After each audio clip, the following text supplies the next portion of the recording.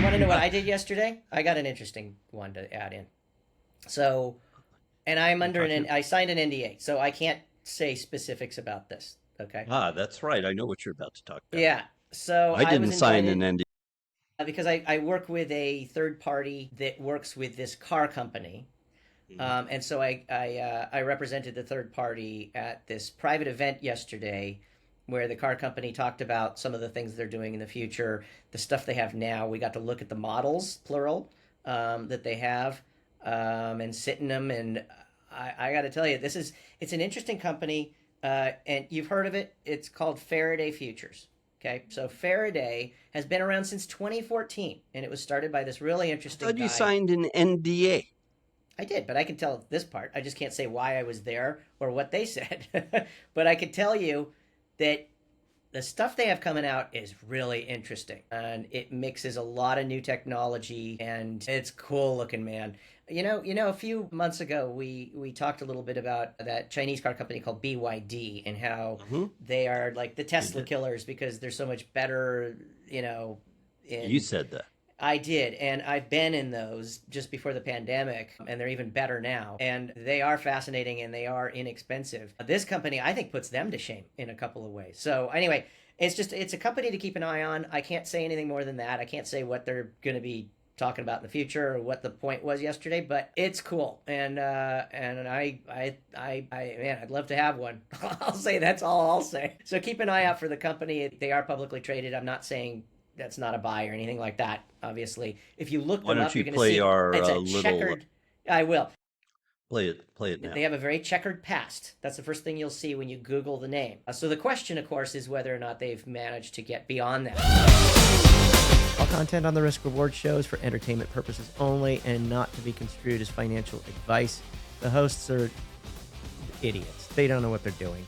They're not financial advisors. Come on, they just walked in from the street. Investments involve risk, so please consult a qualified professional before making decisions. Let's go off into our predictive survey. So, this past Friday, the core personal consumption expenditures inflation report that the Federal Reserve uses and is very important actually for them came in. It met its expectation of 0.1%, which is actually quite minimal. Met expectations. This puts the Fed in a position now where, in my estimation, they should be considering a interest rate cut to the Federal Reserve's fund rate, which is at around 4.50, depending on who the borrower is. Okay. I have problems with the R's. It's a Long Island thing. Every once in a while, I still have the water or the peck or something pop up. I thought it was Anyway, just the scotch. do you think the Fed will cut its interest rate in July? And what do you think its outlook will be in July regarding interest rates? Do you think they just will remain uncertain, sitting on the fence, which is very bothersome to me? They're going to look at all the numbers, and if we have another Well, quarter of negative growth, which was a slightly negative the last quarter, I don't see how I think they got to stay stable where they are until they see some more growth. Inflation and the stock market, these are sort of like, these are all dependent on tariffs somewhat, and my prediction is they stay stable. The Fed keeps them stable. They don't drop it a quarter point like they were okay. thinking they might. They are going to cut 25 basis points in July. I Okay. believe that. And I Okay. think their outlook will actually show that they are considering another drop by the end of the summer or early fall, and will try to get the interest rate down to 4%. Having said that, if the numbers go against everything I've just said, and inflation does start to creep into the picture because of the uncertainty from the tariffs, then we're going to have a mess. They're Mm-hmm. going to be caught between a buzzsaw Yep. and cyber robotics terminators that Trump might call on them. He is Yep. starting to have an open confrontation with Jerome Powell. So, my prediction, a rate cut is coming, ladies and gentlemen. And I think that will help stimulate the economy because it reduces the cost of borrowing. Money becomes a little cheaper if Right. they Exactly. cut the interest rates. Yeah, so which is why Trump is leaning on him to cut. But Trump is also the one who's creating this sort of froth, as Powell's Uncertainty. predecessor would I say, don't, and well, uncertainty in the market. And so Powell's between a rock and a hard place, or a robot in a hard yeah, place, or, yes, because exactly. he's hoping Buzzsaw for and some kind robot. of excuse where he can lower rates. But Next until he has question. that excuse, he's going to toe the line. Now, it could be that, Next as question. you indicated, it could be that in the fall he has enough of an excuse because things have stabilized so much and they're tacoing less, where he can drop it a quarter of a point. I don't see it happening until the fall. Go. You have to be careful of the salsa. It's a taco joke, ladies and gentlemen. So let's ask another question. Will there be a nuclear agreement with Iran by the end of July, or will the Middle East go kapooey? I think it'll probably be somewhere in between those two extremes, but it's not looking good, man. They don't have a reputation. They're like China. They don't have a reputation for backing down. And if they're you know, the news came out the other day that I know you're alluding to, that they're enriching more plutonium than they were before. They're pissed off. It's like they're putting themselves between a rock and a hard place. And especially when you have, going back to this taco thing, but I'm taking it seriously here. If Trump feels like he's backed into a corner and he's pissed off about the whole chicken out thing, there's a good chance we're gonna see him digging in his heels on ideas that are good and bad. This is something I And wondered he might about the not whole back down taco because thing. he's being accused of backing down. He might not Yeah, back down. So we might this is have an issue. something.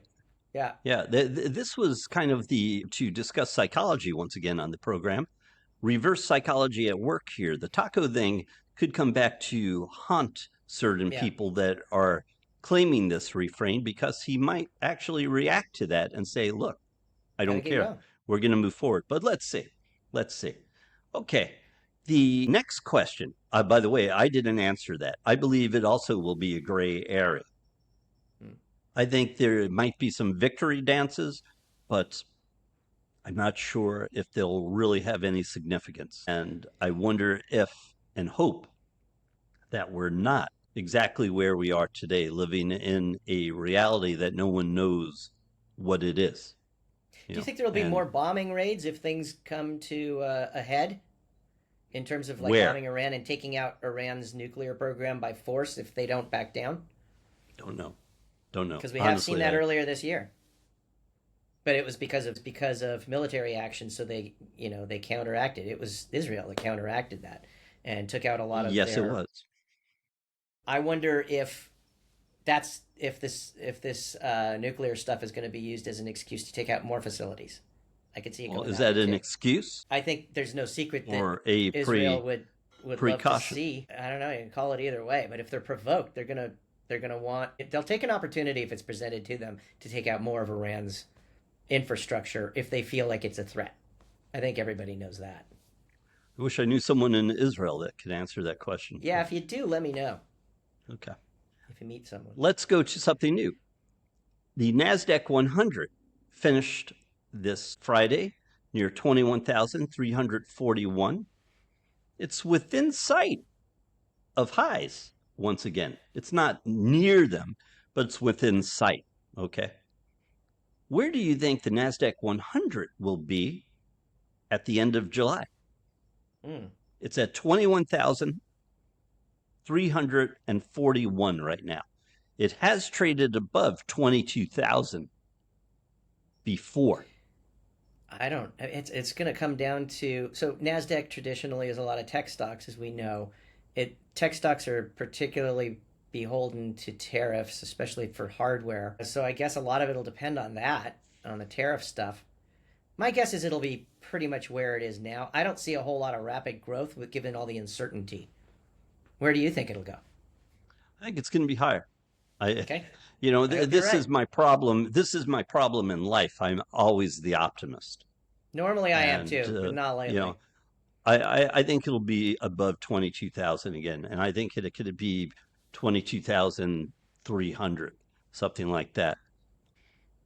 Tend to have a desire to believe in better things, not worse, and that Hmm. works to my detriment sometimes. So we'll see. But So you're saying I by tend, end of July? yeah, Because I here's think we're going.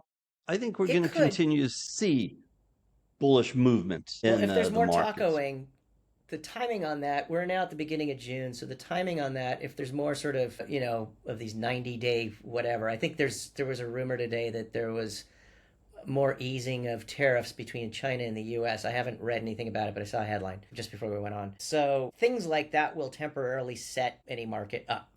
That's what we've been seeing. The question is, how long until everybody's like, okay, enough of this, and they start just selling off and investing in other territory markets. So to give you an idea, in the middle of February, the Nasdaq was touching the 2,228 vicinity. It was also next to that in the middle of December, basically. Actually, in the middle of December, let me see, around that price too. 22,250 was sort of the target of traders at that point, I think, in many cases. I just think that if the Fed does cut and inflation stays down, if employment figures stay strong, we will see. Then it'll go up. Better results on the stock market. Okay. And the final question. I say it'll stay steady. I'm not as optimistic as you are. Yes, your final question. Okay.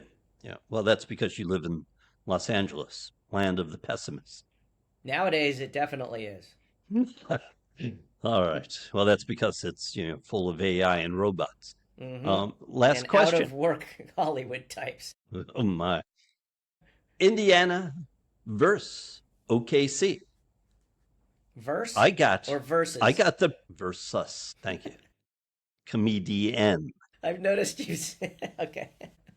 Yeah, it's a New York thing. It's a New York thing, isn't it? Do they say verse instead of versus in New York? Versus. Who wants to pronounce that whole entire word? There's a lot of syllables in that word, no doubt. Versus. Anyway, I predicted Indiana would beat the Knicks and make the Knicks fans cry. Yep. And I am very happy about that, even though I'm from New York, as I pointed out. And Oklahoma basically beat Minnesota. Who's going to win the NBA championship, which starts the middle of this coming week?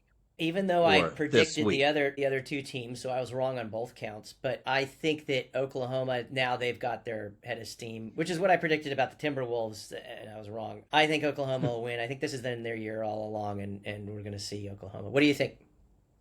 Yeah, I think Oklahoma's going to win. I like Indiana, though. They have a good, young, dynamic team, and I hope it's a good series. But I think Oklahoma's very good. They have a lot of depth. Indiana has depth, too. There's a kid named Jalen Williams that plays for OKC. He's very good. He plays with Shai Gilgeous-Alexander, who's very good. But Williams kind of reminds me a little bit of a young Scottie Pippen. Because he kind of plays second fiddle to SGA. But boy, is he dynamic. And when he's on, that team is hard to beat. Mm-hmm. But Halliburton is very good, and he has Siakam on that team too. I believe I'm pronouncing his last name correctly. And Indiana's a good young team. It'll be a fun series. I think Oklahoma's going to win, but we shall see. I think so too. Yeah, I think that just can't be denied at this point. That's it for me. I have to go have a discussion with my robot. It's getting late at night. I don't want them to get jealous that I've been doing the podcast all night long with you. Well, please give my best to her when you see her. The Risk Reward Show is a co-production of Angry Metatraders and Leitmotiv Press. It is produced by Scott Summer and Robert Petrucci and engineered by Scott Summer and Sagi Nizri. Music is by All Good Folks, a group of composers based in London that you should definitely check out. You'll find us wherever you get your podcasts, as we're everywhere. Like the gods we are.